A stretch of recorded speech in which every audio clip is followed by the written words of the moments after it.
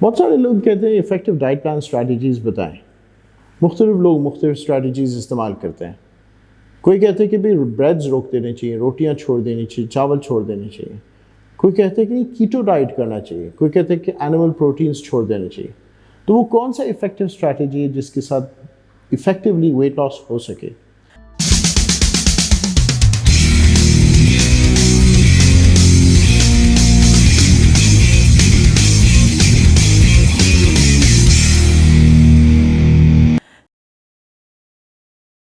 Diet plan को proper effective बनाने के लिए 4 बातें ज़रूरी है। Number 1, balanced diet. Number 2, calorie deficit. Number 3, meal planning. And number 4, mindful eating. तो सबसे पहले क्या है कि बैलेंस डाइट, कि हमारी डाइट के अंदर एक अप्रोप्रिएट पोर्शन होना चाहिए फ्रूट्स के लिए, वेजिटेबल्स के लिए, होल ग्रेन्स के लिए, लीन प्रोटीन्स के लिए एंड हेल्थी फैट्स के लिए। जी, फैट्स भी हेल्थी होते हैं और फैट्स का बड़ा रोल होता है हमारे बॉडी में, बहुत सारी इफ़ेक्टिव काम और बहुत सारे ज़रूरी काम करता है। हमारे नर्व्स की जितनी भी हमारे आसाब हैं जो हमारी ब्रेन से पूरी बिजली लेके जाते हैं जिस्म के अंदर और मुख्तलिफ हमारे हरकत को कंट्रोल करते हैं, उनकी जो आसाब की बाहर की कोटिंग वो फ़ैट से बनती है। हमारा ब्रेन का मोस्ट हिस्सा फ़ैट से बनता है। तो फैट्स के इंपॉर्टेंट रोल्स होते हैं। कुछ हार्मोन्स हैं हमारे जिस्म में जो फैट से बनती हैं, इसलिए हेल्थी फैट्स भी ज़रूरी है। लेकिन हमारा जो डाइट का मेन पोर्शन होना चाहिए वो फ्रूट्स, वेजिटेबल्स और होल ग्रेन्स पर मुश्तमिल होना चाहिए। हमारे रूटीन के अंदर हमेशा फ्रूट्स होने चाहिए। डेली का जो सीजनल फ्रूट है हमारे रूटीन के अंदर सैलड्स होने चाहिए। और होल ग्रेन्स क्या है? देखिए जी, अनाज जिसको हम बोलते हैं, जिससे हम ब्रेड्स बनते हैं, जिससे हम रोटियां बनाते हैं, ये सब अनाज हैं।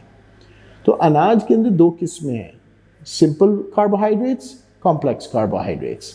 सिंपल कार्बोहाइड्रेट्स वो वाले हैं जो प्रोसेस्ड के तरीके से हमें मिलते हैं, जिसमें जो बॉन्ड्स होते हैं वो वीक बॉन्ड्स होते हैं और वो जल्दी से टूट के फ़ौरन जज्ब होकर कैलोरीज बढ़ा देते हैं हमारे बॉडी के अंदर।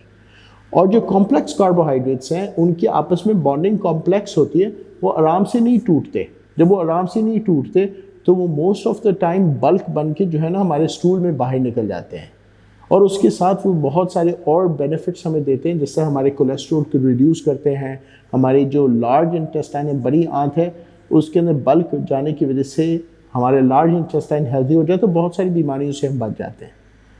तो लीन प्रोटीन्स क्या है? लीन प्रोटीन्स वो वाली प्रोटीन्स हैं जिसके अंदर फैट कंटेंट कम हो। जैसे हमारे प्रोटीन्स के 3 किस्में हैं। मीट्स जिसमें चिकन, फिश और रेड मीट्स आ जाते हैं। फिर हमारे पास लेंटल्स या पल्सेस आते हैं जिसमें दालें हैं। और फिर हमारे पास डेयरी प्रोडक्ट्स हैं। ये 3 लेवल्स हैं हमारे प्रोटीन्स के। अब जो लीन प्रोटीन्स के अंदर जो हमारे मीट्स हैं, रेड मीट के अंदर फैट कंटेंट ज़्यादा होता है, वाइट मीट के अंदर फैट कंटेंट कम होता है, फिश के अंदर बहुत कम फैट कंटेंट है, फिर चिकन के अंदर लेस भी कम है। लेकिन रेड मीट्स में जितने ज़्यादा हम जाते हैं, हम मटन की तरफ जाते हैं या फिर बीफ की तरफ जाते हैं, उसका फैट कंटेंट बढ़ता जाता है। फिर हमारे पास लेंटल्स हैं, उसके अंदर वो भी लीन प्रोटीन्स हैं क्योंकि उसके अंदर फैट कंटेंट कम है। और डेयरी प्रोडक्ट्स के अंदर मिक्सचर होता है फैट और कार्बोहाइड्रेट और प्रोटीन का। तो ये हमारे लीन प्रोटीन्स हैं। तो ये जो है ये इसको हम कहते हैं बैलेंस्ड डाइट। तो जब हम एक बैलेंस डाइट को फॉलो करते हैं, ये हमारे लिए इफ़ेक्टिव एक स्ट्रैटेजी नंबर 1 है। स्ट्रैटेजी नंबर 2, कैलोरी डेफिसिट, कि हमारे पूरे दिन के अंदर कितनी कैलोरीज को हम इस्तेमाल कर रहे हैं और कितना खर्च कर रहे हैं। अगर हमारा इस्तेमाल इनटेक से ज़्यादा होगा तो उसमें हमारी बॉडी नेट डेफिसिट में जाएगी और उसमें जो है ना हमारे लिए वेट लॉस आसान हो जाएगा। इसलिए कैलोरीज को बर्न करने के लिए और वेट रिड्यूस करने के लिए इफ़ेक्टिवली हमारे पास कैलोरी डेफिसिट होना चाहिए। हम अपने पूरे दिन के पोर्शंस को कंट्रोल करें और इसी तरह से हम अपनी कोशिश करें कि कैलोरीज जो हैं दिन के शुरू के हिस्से में ज़्यादा लें और रात को कम लें। हमारे रात को 30% जो हमारे पूरे दिन की कैलोरीज है उसका लेस देन 30% डिनर में होना चाहिए, क्योंकि डिनर के बाद आमतौर पर हमारी फिजिकल एक्टिविटी रिड्यूस हो जाती है। तो अगर हमारी 30% पूरे दिन के 24 घंटे की कैलोरीज में से ज़्यादा डिनर में हो तो फिर वो इस्तेमाल नहीं होगा और बॉडी उसको स्टोर कर लेगा, तो हम कैलोरी डेफिसिट में नहीं जाएंगे। इसलिए जो तीसरा इफेक्टिव स्ट्रैटेजी है वो है मील प्लानिंग। हम अपने पूरे दिन को जिस तरह से हम अपने दिन के कामों को प्लान करते हैं, हम अपने मील्स को प्लान आउट करें। इसको इफेक्टिव स्ट्रैटेजी बोलते हैं। हम अपना प्लान करें, हमने किस वक्त नाश्ता करना है और किस वक्त रात का खाना खाना है और किस तरीके से हमने दिन को बीच में से गुजारना है। तो जो क्रोनो न्यूट्रिशन एक रिसर्च के अंदर एक फील्ड है जिसमें हम देखते हैं कि कौन से टाइम किस वक्त खाने का ज़्यादा इंसान को बेनिफिट होता है। तो क्रोनो न्यूट्रिशन की जो रिसर्च है उसमें ये आया है कि जो ब्रेकफास्ट है, it is actually the healthy meal of the day. It prepares you for the stress of the day. पूरे दिन के जितनी भी स्ट्रेस आपके ऊपर है ना, उसके लिए आपको तैयार करता है। और जो ब्रेकफास्ट है उसके साथ एक्चुअली वेट रिडक्शन और वेट लॉस रिकॉर्डेड है और डिनर्स के साथ वेट गेन रिकॉर्डेड है। तो इसको मील प्लानिंग बोलते हैं। और फाइनली माइंडफुल ईटिंग, जो मैंने आपको बताया। माइंडफुल ईटिंग क्या है कि हम सोचें कि हम जो खा रहे हैं वो खाना हमें ग़िज़ाइयत दे रहा है या कैलोरीज दे रहा है। ये फ़र्क है दोनों चीज़ों में। एक है हम न्यूट्रिएंट्स लें जो हमारी बॉडी को ज़रूरत है, एक हम कैलोरीज लें।